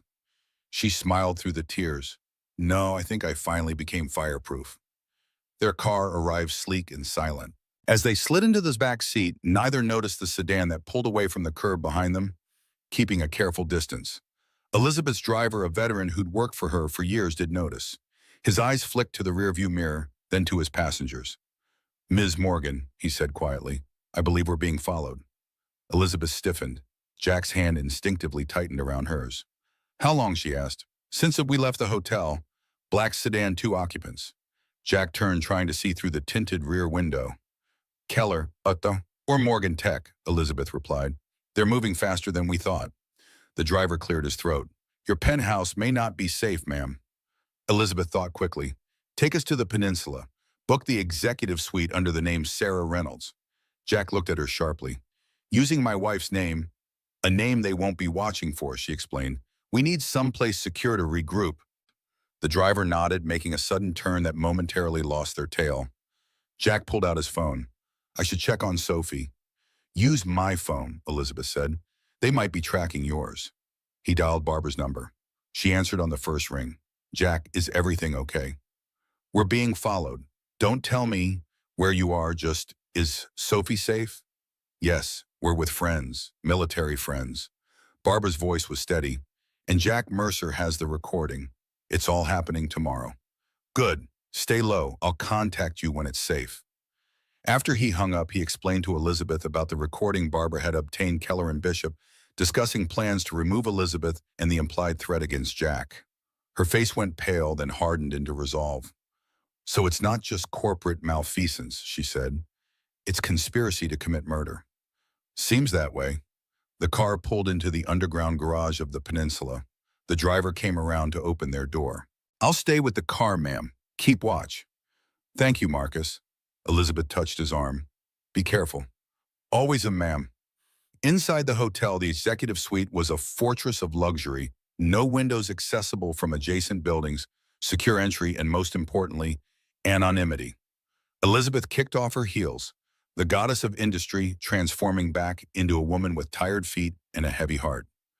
We should be safe here, she said, for tonight at least. Jack loosened his bow tie, the rental tux suddenly feeling like a costume he couldn't wait to shed. What's the plan for tomorrow? Elizabeth moved to the desk, opening the laptop provided by the hotel. The board meeting is at 9. Mercer will run the story at 8 with the recording. The FDA will receive the complete next-gen files, including Sarah's original protocols and Keller's modifications. And Frank Donovan will introduce a motion to remove Keller from the board before he can do the same to me. And if that doesn't work, she looked up, steel in her eyes, then I burn it all down. I go public with everything. The next-gen flaws, the cover-up, Keller's connection to Morgan Tech, all of it. Even if it means Medinova doesn't survive. Jack sat on the edge of the bed watching her. You'd sacrifice your own company. A company built on lies isn't worth saving, she said simply. And maybe that's the lesson in all this. Sometimes we have to lose what we built to find what we're meant to build next. He nodded slowly. Sarah would have said the same thing. Elizabeth closed the laptop and came to sit beside him. Tell me about her, the real her, not just the clinical consultant. Jack was quiet for a moment, gathering memories like precious stones. She loved thunderstorms, used to drag me onto the porch to watch them roll in, said there was nothing more honest than the sky when it couldn't hold back anymore. He smiled faintly. She sang in the shower badly, knew every word to every Beatles song ever written, cried at dog food commercials, but could watch horror movies without flinching. Elizabeth listened not just with courtesy, but with genuine interest, as if collecting pieces of a woman she'd never meet, but whose absence had shaped the man beside her. She sounds wonderful, she said when he finally fell silent. She was, and she would have liked you. Elizabeth raised an eyebrow. The cold CEO, somehow I doubt that. No, Jack corrected gently. The woman who ordered a recall, even knowing it might cost her everything. The woman who remembers being a medic before she was an executive. That woman Sarah would have respected. Elizabeth's eyes filled. I hope so. They sat in silence for a moment, the weight of tomorrow pressing down like a physical thing. Then Jack stood, holding out his hand. We should get some rest. Tomorrow will be a long day. She took his hand, allowing him to pull her to her feet. They stood close, the air between them charged with everything still unsaid. Jack, she began. I know, he said softly. We don't have to figure it all out tonight. She nodded, grateful for his understanding. Thank you for the bid, for being here, for seeing me. Always, he promised, and it felt like more than just a word. It felt like a future neither of them had dared imagine until now. The morning broke with a storm, not the metaphorical one they were prepared for, but an actual deluge that turned Chicago's streets into mirrors, reflecting a bruised sky. Jack woke first, reaching automatically for his phone, before remembering they'd turned both their devices off overnight to prevent tracking. He slipped from the bed, careful not to wake Elizabeth, who had finally fallen asleep just hours before. Moving to the hotel room phone, he called the front desk. This is Mr. Reynolds in the executive suite. Could you send up a copy of this morning's Tribune, please, and coffee? Lots of coffee. 20 minutes later, a discreet knock announced room service. Jack opened the door to find not only coffee and newspapers, but Marcus, Elizabeth's driver, looking grim. We have a problem, Marcus said without preamble. Keller's moved the board meeting up. It started 30 minutes ago. Jack's blood ran cold. How do you know? I have a friend who works security at Medinova. Keller arrived with armed Morgan Tech security personnel at 7 a.m. They're not letting anyone in or out of the executive floor. Damn it. Jack ran a hand through his hair. Elizabeth needs to know. And what about Mercer? Did the story run? Marcus handed him the Tribune. The front page was dominated by another story entirely, a political scandal involving the mayor. Page 6, he said, business section, barely a mention of potential concerns about Medinova's upcoming IPO. Jack flipped to the page. The article was small, vague, and lacking any of the damning evidence they provided. This isn't right. Mercer had the recording, the files. Mr. Reynolds, Marcus's voice dropped lower. My friend says Mercer never showed up at his apartment last night. His editor hasn't heard from him. The implications hit Jack like a physical blow. They got to him, or intercepted the evidence. Jack closed the door, mind racing. We need to wake Elizabeth, and we need to find Barbara and Sophie. Marcus nodded. I'll bring the car around. But sir, you should know, there are men watching the hotel, 2 in the lobby, 1 by each exit. Morgan Tech. Most likely. Jack's jaw tightened. Then we need another way out. Inside the room, Elizabeth was already awake, standing by the window in a hotel robe, watching the rain lash against the glass. She turned as Jack entered. One look at his face told her everything. What's happened? He explained quickly the moved-up board meeting, the missing reporter, the watered-down article, the men watching the hotel. They're making their move, she said, her voice steady despite the circumstances. Locking down Medinova, neutralizing threats. We need to get to the board meeting. No, Elizabeth shook her head. It's too late for that. They'll have security primed to stop me. We need a different approach. Like what? She moved to the desk, picking up the hotel phone. Like going nuclear. She dialed a number from memory. Who are you calling? Jack asked. The one person Keller can't control or intimidate. She held up a finger as the call connected. Dr. Phillips, it's Elizabeth Morgan. Yes, I know what time it is. I need you to issue a Class Y recall notice for all next-gen devices immediately. A pause. No, I don't have time to explain the proper channels. This is a direct order from the CEO of Medinova. Lives are at stake. She listened for a moment, then her voice hardened. Doctor, I have evidence that the next-gen has a deliberate firmware vulnerability that could allow remote access. Yes, as in hackable. I'm sending you the files now. She motioned to Jack for the flash drive. Check your email in 5 minutes. And Dr. Phillips, if anyone tries to countermand this order, call the FDA directly. She hung up, turning to Jack with fierce determination. Dr. Phillips is our chief medical officer. She answers only to me, not the board. She'll issue the recall through medical channels, bypassing corporate entirely. And if Keller tries to stop it, then he's on record attempting to prevent a safety recall. That's criminal negligence at minimum. Jack stared at her with newfound admiration. You're not going down without a fight. I'm not going down at all, she corrected. Now we need to get out of here undetected and find Barbara and Sophie. Then we take the fight directly to the source. Morgan Tech, Jack guessed. Elizabeth nodded grimly. Arthur Bishop has wanted my company for years. Now we know he's willing to commit crimes to get it. Time to shine a light on that particular cockroach. Marcus knocked again, entering with urgency. Ms. Morgan, they're coming up. 4 men just entered the elevator. How long do we have? Jack asked, already moving toward their minimal belongings. 2 minutes, maybe less. Elizabeth grabbed the laptop quickly, typing an email to Dr. Phillips with the next-gen files attached. Is there another way out? Marcus moved to the connecting door that led to the adjacent suite. Service corridor through here. It leads to the staff elevator. Let's go. They moved quickly, Elizabeth barefoot in her borrowed hotel robe, Jack still in his rumpled tuxedo pants and undershirt. They probably looked like the aftermath of a wild night rather than fugitives fleeing corporate assassins, which might work in their favor. The service corridor was narrow and utilitarian, a stark contrast to the luxury they'd just left. Marcus led them to a freighted elevator, swiping a key card he'd somehow acquired. This will take us to the loading dock, he explained. My car is waiting. As the elevator descended, Jack's mind raced. We need to find out what happened to Mercer. If they silenced him. We need proof first, Elizabeth interrupted. Accusations without evidence will just make us look desperate and paranoid. We have the flash drive with the next-gen files.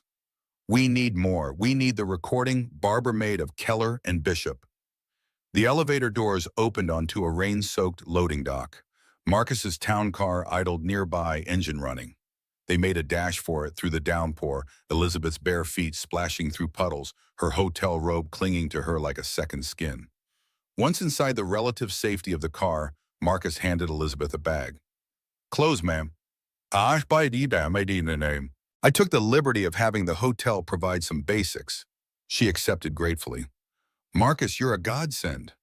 Where to? He asked, pulling away from the hotel and checking for tails. Elizabeth and Jack exchanged looks. Barbara first, Jack decided. She has the recording, and I need to know Sophie is safe. Do you know where they are? Not exactly, but Barbara mentioned military friends. There's a veterans center in Pilsen where she volunteers. It's a start. As they drove through the rain-slicked streets, Elizabeth changed in the back seat, transforming herself from bedraggled escapee to something closer to her usual composed self, albeit in jeans and a sweater rather than her customary power suit. Jack checked the burner phone Marcus had provided. Still no word from Barbara, he said, tension evident in his voice. We'll find them, Elizabeth assured him, squeezing his hand. The Veterans Center was a brick building with a flag hanging limply in the rain. As Marcus pulled up, Jack spotted a familiar figure standing under the awning, Barbara smoking a cigarette despite the sign prohibiting it directly above her head. She dropped the cigarette as they approached, relief washing over her face. Thank God, we've been trying to reach you. Where's Sophie? Jack asked immediately. Inside, safe, with Colonel Martinez and his wife. She looked from Jack to Elizabeth. You heard about Mercer. That he's missing, Ness. Barbara shook her head. Not missing, hospitalized. Someone ran him off the road last night. He's in intensive care at Chicago Memorial. Elizabeth's face darkened. And the recording, safe. Barbara pulled a small voice recorder from her pocket. Never left my side. But Mercer's laptop with the next-gen files and his draft article gone from the accident scene. Jack took the recorder, turning it over in his hands. We need to get this to someone who can use it. Someone Keller can't silence or intimidate. The FBI, Elizabeth suggested. This crosses state lines, involves multiple companies. It's their jurisdiction. I have a contact, Barbara said. Former Marine, now FBI White-Collar Crime Division. But we need to move. Martinez says men were watching the center earlier. They left when the police drove by, but they'll be back. Sophie first, Jack insisted. I said to get her somewhere truly safe before we do anything else. Inside, Sophie sat at a table with an older couple coloring intently. When she saw Jack, she leapt up with a squeal of delight. Daddy, you're wearing your fancy clothes. He scooped her up, holding her tight, his world narrowing to the feel of her small body in his arms. Hey, kiddo, having fun with Colonel Martinez? He taught me how to play chess. She looked over his shoulder. Hi, Miss Elizabeth. You look different. Elizabeth smiled despite everything. Is that good or bad? Good, Sophie decided. You look more like a regular person and less like a princess. Sophie, Jack said, setting her down but keeping hold of her hand. We need to go on a little trip. Right now. Her face fell. But what about school? What about my science project? It's due Monday. School will understand, and your project will still be there when we get back. He knelt to her level. Remember how we talked about sometimes having to be brave when things get scary? She nodded solemnly, like Mom was brave. Exactly like that. Right now, I need you to be brave while we go somewhere safe. Are bad people after us? Like in the movies. Jack hesitated, not wanting to frighten her, but needing her to understand the gravity of the situation. Something like that. But we have friends helping us, and Miss Elizabeth. Sophie considered this, then turned to Elizabeth. Are you scared too? Elizabeth knelt beside Jack, meeting Sophie's eyes.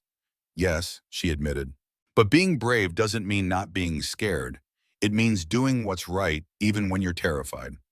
Sophie nodded, accepting this wisdom. Okay, can I bring my space book? Absolutely, Jack promised. As Sophie went to gather her things, Colonel Martinez approached. A tall man with silver hair and the erect posture of a lifetime soldier, he radiated calm authority. Reynolds, he nodded to Jack. Barbara filled me in. This is more than corporate espionage. If they're willing to run a reporter off the road... I know, Jack acknowledged grimly. My brother has a cabin in Wisconsin, off the grid. No one knows about it except family. Martinez handed Jack a set of keys. Take my truck. It's in the back lot. Untraceable. I can't ask you to get involved. You're not asking. I'm offering. Martinez's gaze flickered to Sophie, then back to Jack. She reminds me of my granddaughter. Same spirit. Elizabeth stepped forward. Thank you, Colonel. We won't forget this. Just get that recording to Morris at the FBI. He's expecting your call. He handed Barbara a piece of paper. This is his direct line. He's a good man. Thorough. As they prepared to leave, splitting into two vehicles, Marcus driving Elizabeth to the FBI office, Martinez's truck carrying Jack, Sophie, and Barbara to Wisconsin, Elizabeth pulled Jack aside. Be careful, she said softly. Keller's desperate now. Desperate men make mistakes, but they're also at their most dangerous. You too, he touched her face gently. This isn't how I imagined our first date would end. She smiled despite everything. Fleeing corporate assassins wasn't on my bingo card either. When this is over, she interrupted, we'll have all the time in the world to figure this out. You, me, Sophie, whatever this is. He nodded, then leaned in and kissed her quickly. For luck, he explained. We make our own luck, she replied, echoing what he'd once told her.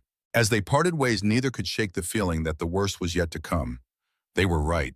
The storm that had drenched Chicago that morning had moved north by afternoon, following Jack's truck, as if chasing them specifically.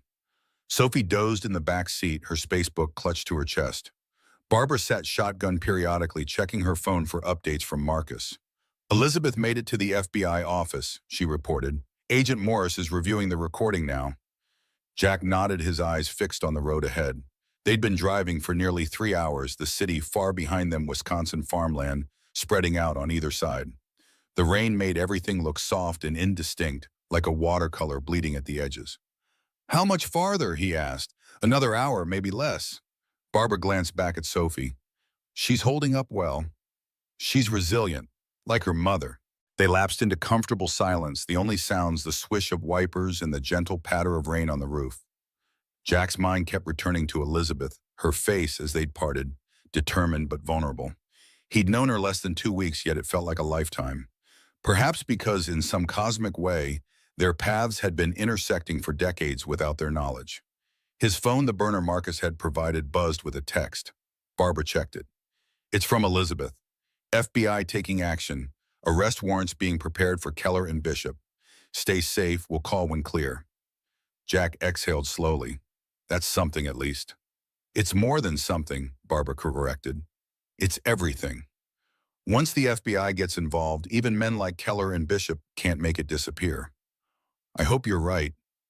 They turned onto a narrower road, gravel now, instead of pavement, trees pressing in on both sides. The rain had intensified, making visibility poor. Jack slowed the truck, leaning forward, as if that might help him see better through the deluge. That's when he noticed the headlights behind them cutting through the gray curtain of rain. Moving fast. Too fast for these conditions. We've got company, he said quietly, not wanting to wake Sophie. Barbara turned, squinting through the rear window. Could be nothing. Local. Maybe. But Jack's instincts, honed by war and parenthood, screamed otherwise. He pressed the accelerator, putting distance between them and the approaching vehicle. The headlights surged forward, closing the gap with alarming speed. Definitely not local, Barbara muttered, reaching into her bag. To Jack's surprise, she pulled out a small handgun. Marine Corps taught me to always be prepared. Let's hope we don't need that, Jack said, though he was grateful for her foresight. The vehicle behind them was close enough now that Jack could make out its shape in the rearview mirror. A black SUV, same model favored by corporate security teams and government agencies alike. It pulled into the oncoming lane and accelerating to draw alongside them. Hold on, Jack warned, then swerved suddenly, forcing the SUV to either back off or go off-road. It chose the latter, tires spinning in mud before regaining traction. The maneuver bought them seconds, nothing more. The SUV was back this time, trying to force them off the road. Jack gripped the wheel tighter, using every evasive driving technique he'd learned in the military. Sophie stirred in the back seat. Daddy, why are we going so fast? Just a little rain race, sweetheart, he said, forcing his voice to remain calm. Nothing to worry about. But there was plenty to worry about. The SUV rammed them, the impact jarring them sideways. Sophie screamed. Barbara braced herself against the dashboard. Jack, she shouted, there's a turnoff ahead. Martinez's cabin is just down that road. He saw it, a nearly hidden drive cutting through the trees. If they could make it there, lose their pursuers in the dense forest. The SUV rammed them again, harder this time. The truck fishtailed, tires struggling for purchase on the rain-slick gravel. Jack fought the wheel, but physics was against them. They were going too fast, the road too wet. Time seemed to slow as the truck spun. Jack had one thought, Sophie, as they careened off the road, down an embankment and into the waiting darkness of the forest below. At the FBI field office in Chicago, Elizabeth paced the length of a conference room, unable to sit still. Agent Morris, a solid man with a methodical manner, watched her with patient eyes. Miss Morgan, I understand your concern, but these things take time. We're building a case that will stick. While you build your case, Jack and his daughter are out there potentially in danger. We have no reason to believe. No reason, Elizabeth interrupted. Mercer was run off the road. Your agents found surveillance equipment in my penthouse. Keller and Bishop explicitly discussed handling Jack on that recording. Morris sighed. I'm not dismissing the threat, but we're doing everything by the book precisely so that Keller and Bishop can't wriggle out on a technicality. Elizabeth's phone buzzed. A text from Marcus. No word from Jack's truck. Signal lost near Woodstock, WI. Her blood ran cold. Something's wrong. Jack's not responding. Morris was immediately alert. When was last contact? About an hour ago, they were heading to a cabin in Wisconsin. He moved to the door, calling to agents in the outer office. I need a track on a cell signal and contact the Wisconsin State Police Woodstock area. Elizabeth watched as the office erupted into controlled chaos, agents moving with purpose, phones ringing. She felt simultaneously grateful for their response and terrified of what it might mean. We'll find them, Morris assured her, returning to her side. In the meantime, we have enough to move on Keller and Bishop. The warrants are signed. Teams are en route to Metanova and Morgan Tech now. It should have felt like victory. Instead, it felt hollow. What good was justice if it came at the cost of Jack and Sophie? I need to go there, she said, to Wisconsin, where they lost contact. Ms. Morgan, that's not advisable. I wasn't asking permission, she cut him off. I was stating a fact. Morris studied her, then nodded once. At least take an agent with you. Fine, but we leave now. As they prepared to depart, Elizabeth's phone rang. Frank Donovan. Elizabeth? Where are you? The board is in chaos. Keller's been arrested by the FBI right in the middle of the meeting. It's a long story, Frank, one I don't have time for right now.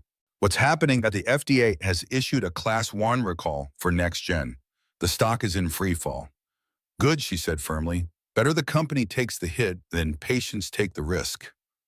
Elizabeth, Frank, I have to go. Jack and Sophie are missing, possibly in danger. A pause, the waiter and his daughter Elizabeth. What have you gotten yourself into? The truth, Frank, and it's messy and dangerous and bigger than all of us. She took a breath. If I don't call you back in 24 hours, release everything in the secure folder on my private server. Password is Dahran991. You're scaring me. Good, be scared, be vigilant, and be ready to rebuild Metanova from the ashes if necessary. She hung up, turning to find Agent Morris watching her with newfound respect. You really are willing to burn it all down, aren't you? Some things matter more than companies, she said simply. Now, are we going to Wisconsin or not? The first thing Jack became aware of was the rain, still falling, pattering against metal and glass. Then pain, his head, his chest, his leg. Then memory crashing back with terrifying clarity. Sophie, he gasped, jerking upright only to be stopped by his seatbelt. The truck was tilted at a sickening angle, nose down in a ravine. Through the cracked windshield, he could see trees mud the gray curtain of rain. He turned to the passenger seat. Empty. Barbara was gone. The back door hung open, Sophie's seat vacant as well. Panic surged through him as he fumbled with his seatbelt. He had to find them, had to know they were safe. His leg protested as he moved, a sharp pain suggesting something was sprained or worse. He ignored it, forcing himself out of the truck and into the rain. Sophie, he called, voice hoarse. Barbara. No answer but the steady drum of rain on leaves. He climbed up the slope, mud sucking at his shoes, using tree roots and branches to pull himself forward. At the top, he found tire tracks in the soft ground the SUV had stopped. There were footprints, 2 leading into the forest. Jack followed, dragging his injured leg, every instinct screaming that he needed to move faster, find them sooner. The rain made tracking difficult, washing away signs almost as quickly as they were made. Then he heard it, Sophie's voice, high and frightened, coming from somewhere ahead. He moved toward the sound, no longer caring about stealth or caution. A clearing appeared through the trees. In it stood a small, dilapidated hunting cabin, not Martinez's, some other forgotten structure. And on the porch, illuminated by a single bare bulb, stood 2 men in dark suits. Between them, Sophie, her face tear-streaked, but chin raised defiantly. Of Barbara, there was no sign. Jack crouched behind a fallen tree, assessing the situation. 2 men armed from the bulges under their jackets. Sophie apparently unharmed, but terrified. He needed a weapon, a distraction, anything. Come out, Reynolds, one of the men called. We know you survived the crash. Make this easy on yourself and the girl. Jack remained still, mind racing. If they knew he was alive, they were watching the perimeter, possibly more men in the trees. Direct confrontation would be suicide. 10 seconds, Reynolds, or things get unpleasant for your daughter. Sophie's voice small but clear. Don't come, Daddy. It's a trap. Jack's heart swelled with the pride, even as fear clawed at his throat. His brave, impossible girl. The man grabbed Sophie's arm roughly. Shut up, kid. That was a mistake. Jack had been weighing options, calculating risks. But seeing that man put hands on his daughter erased all thought of personal safety. He was moving before he made a conscious decision, bursting from cover, with a roar that belonged more to the battlefield than the Wisconsin woods. The element of surprise gave him seconds, precious, vital seconds. He tackled the first man before he could draw his weapon, driving him off the porch and into the mud. They went down hard, Jack's fury giving him strength his injured body shouldn't have possessed. The second man pulled his gun, but Sophie, incredible, resourceful Sophie, chose that moment to sink her teeth into his hand. He howled the weapon, discharging harmlessly into the air. Jack grappled with the first man, raining blows fueled by paternal rage. The man fought back, landing a punch to Jack's injured ribs that sent stars exploding across his vision. A gunshot cracked through the rain. Both men froze. Jack looked up, expecting to see the second man recovered and weapon trained on him, and instead he saw Barbara Thompson, blood streaming from a gash on her forehead, pistol held steady in a two-handed grip. Get away from him, she ordered. Now. The men hesitated, calculating odds that had suddenly shifted dramatically against them. Federal agents. Another voice bellowed from the trees. Drop your weapons! Hands where we can see them! A team of FBI agents emerged from the forest, weapons drawn.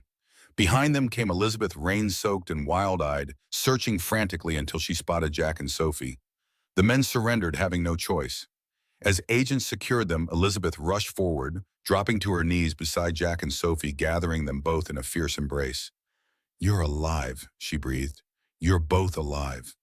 Sophie clung to them both, her small body trembling. Jack held them, his universe contracted to this single moment, this circle of arms. Barbara, he asked, looking up for their savior. I'm okay, she assured him, lowering her weapon as an agent took it from her carefully. Got thrown from the truck in the crash. Tracked these bastards here. Was waiting for the right moment when the cavalry arrived. Agent Morris approached, holstering his weapon. We've got Bishop in custody in Chicago. Keller too. Their security team is singing like canaries to save themselves. The next-gen recall, Elizabeth asked. Proceeding, the FDA has teams working with hospitals nationwide. Elizabeth nodded, relief evident in every line of her body. It's over then. The immediate danger, yes, Morris confirmed. There will be trials, testimony, a lot of legal proceedings. But the threat to your lives, that's over. Jack tightened his hold on Sophie, who had finally stopped shaking. Hear that, kiddo? The bad guys lost. Just like in your books. She looked up at him with eyes too wise for her years. But the good guys got hurt too. Sometimes that happens, he acknowledged. But we heal. We keep going. Together, she asked, looking from him to Elizabeth. Jack met Elizabeth's gaze over Sophie's head. In her eyes, he saw not the CEO, not the viral villain, but the woman who had risked everything for truth. For them. Together, Elizabeth promised, taking Sophie's hand in hers. If that's what you want. Sophie considered this with the gravity of a child making a lifelong decision. I think, she said finally, that would be acceptable. Despite everything, the pain, the fear, the rain still falling around them, Jack laughed. Elizabeth joined him, the sound rising into the clearing like a promise of clearer skies ahead. 1 month later, the ballroom of the Drake Hotel was once again filled with Chicago's elite. But this time the occasion was not a charity auction, but a press conference. Elizabeth Morgan, wearing not evening wear, but a simple blue suit, stood at the podium facing a sea of reporters. Today marks a new chapter for Medinova, she began. The events of the past month have been difficult and revealing. The criminal actions of Robert Keller and Arthur Bishop have shaken the foundation of the company I built. But foundations can be repaired, strengthened, made better than before. She paused, looking to the side of the stage where Jack stood with Sophie. Both smiled encouragement. Effective immediately, Medinova will transition to a public benefit corporation with 51% of profits dedicated to patient assistance programs for those who cannot afford life-saving medical devices. The remaining 49% will fund research and development of new technologies with enhanced safety protocols. Murmurs rippled through the crowd. This was not the typical corporate response to scandal. Furthermore, Elizabeth continued, I am establishing the Sarah Reynolds Foundation, named for a brilliant clinical consultant whose safety standards were ignored with tragic consequences. The foundation will provide oversight for medical device companies, ensuring that profit never again takes precedence over patient safety. Jack's eyes glistened. Sarah's legacy preserved in the most meaningful way possible. Finally, I am stepping down as CEO of Medinova. Gasps and exclamations filled the room. Cameras flashed furiously. My replacement will be Dr.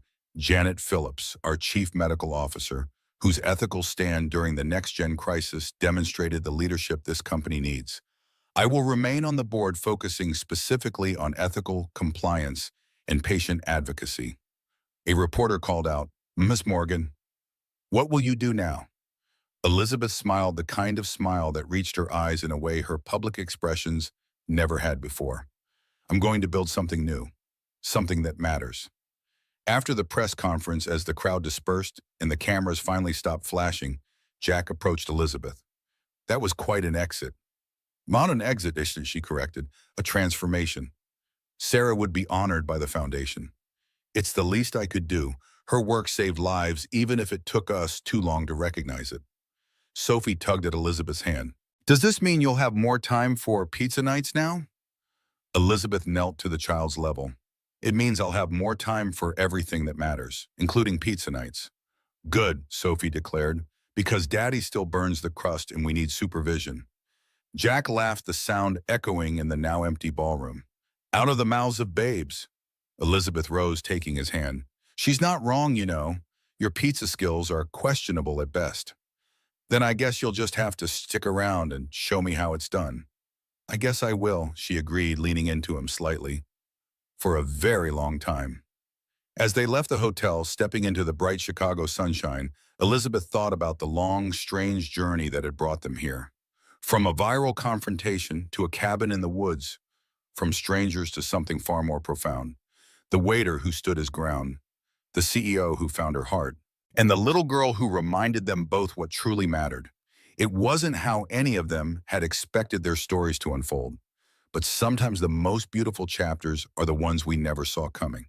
The ones that begin with a single moment of courage when someone refuses to serve anger and offers truth instead.